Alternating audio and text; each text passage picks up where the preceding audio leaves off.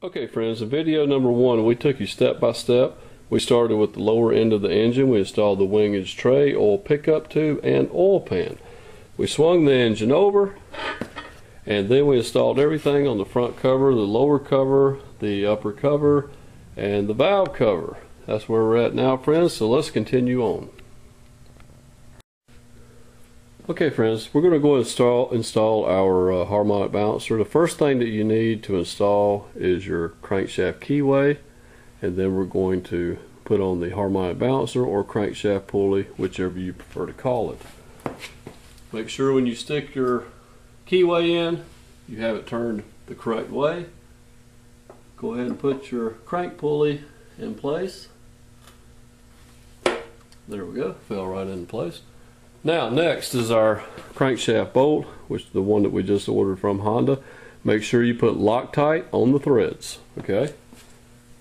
Anything that's subject to vibration, and a harmonic balancer is, make sure you put Loctite on the threads. Very important. Now we'll take our 1/2" drive impact wrench with a torque stick in place in the proper socket, and we'll just zip it down. That's all you have to do. Okay, now we've flipped the engine over on its side. We're on the intake side of the engine. We're going to go ahead and start building up this side. So let's start with the oil pressure sending unit. Now we've put a little bit of silicone on the threads. And let's go ahead and screw it in and tighten it up.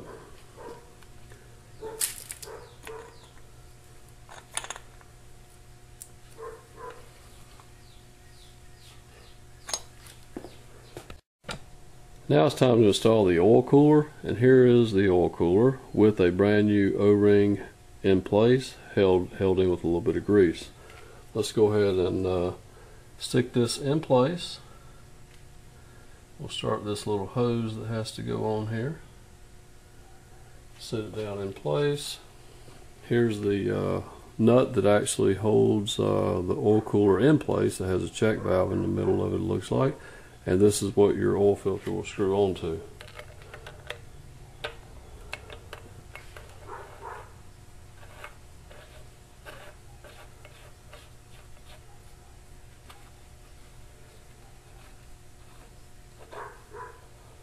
Tighten it down finger tight. Find a socket that fits, and then torque it to the proper spec. Next is our coolant tube that runs around the back of the block. Let me show you the end of it right quick. Make sure you replace the O-ring on the end of that tube, and also smear you some fresh RTV on there. That'll help it slide in and seal any small leaks. Now we've got to work our hose onto our oil cooler. Slide it into place very carefully, and then go ahead and push this tube in as straight as possible. Try not to pinch the O-ring. Work it gently until it falls in, and you'll know when it gets there. Now also, to hold it in the proper place, there's a metal bracket on this tube that bolts to the block, and here's the bolt for it. We're going to start the bolt.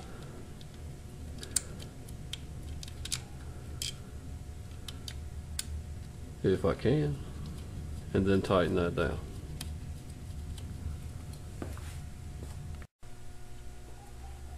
Alright friends, now it's time to go ahead and install the intake manifold. And what we've done, here's our gasket. We actually sprayed it with a coat of high-tack sealant. You can use that, or you can use like a cheap silver or chrome spray paint to do that. It'll work just as well. Actually, General Motors was using cheap silver spray paint back in the 80s on the assembly line on Chevrolet engines, the ones with the steel shim head gaskets. And how do I know that? Because I've been working on cars for too daggum long. Anyway, next let's go ahead and put the intake manifold in place. Make sure the surface of the intake manifold is nice and clean. Let's go ahead and see if we can set it up here.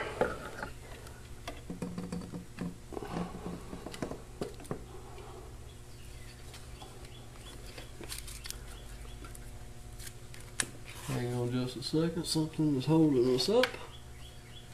There we go, just had to wiggle a little bit.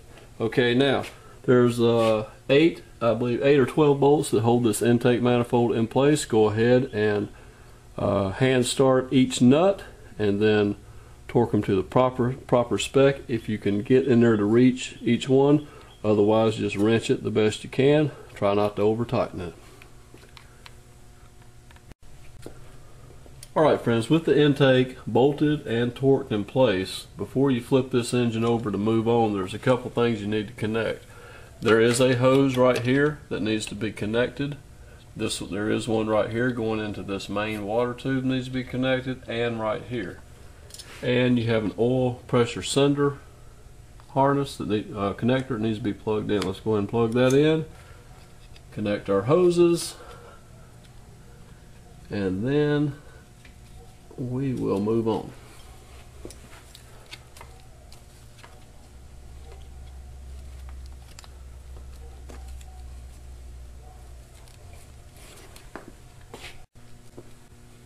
Friends, we also have one more little support bracket here on the back of the intake side that we need to put in place before we move on to something else.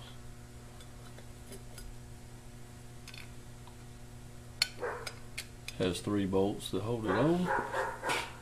Grab your cordless impact and just zip it down.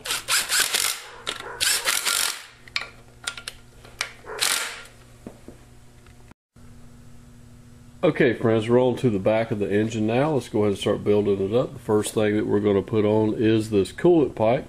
Put some red RTV around the threads of it. Go ahead and smear it in, and let's get it started. And go ahead and tighten it down with a pipe wrench.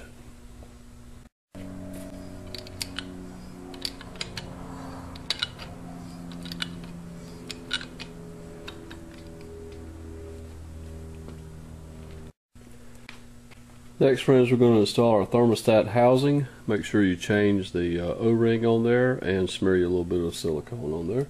Now we have a hose here that we have to kind of start first before we slide this into place.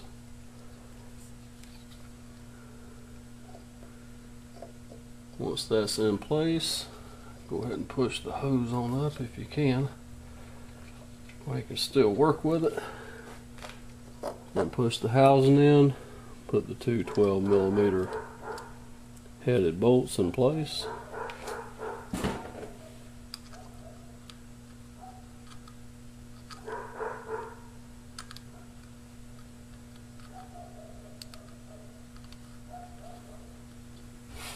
And go ahead and tighten it down with your cordless impact. Now torque it to spec. Okay folks, we're getting ready to install the distributor. Make sure you put a new distributor O-ring on it. And you can't put the distributor in but one way, okay? It has these two pieces that stick out, kind of like a screwdriver, and they're offset, you know, so you can't put it in 180 out. So go ahead and slide it in.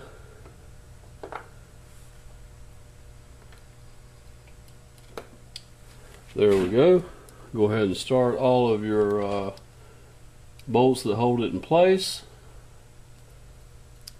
and tighten it down with a wrench. Now remember, there is some adjustment in these slots here, so you will have to go back and check ignition timing after you get the engine in the car and get it running.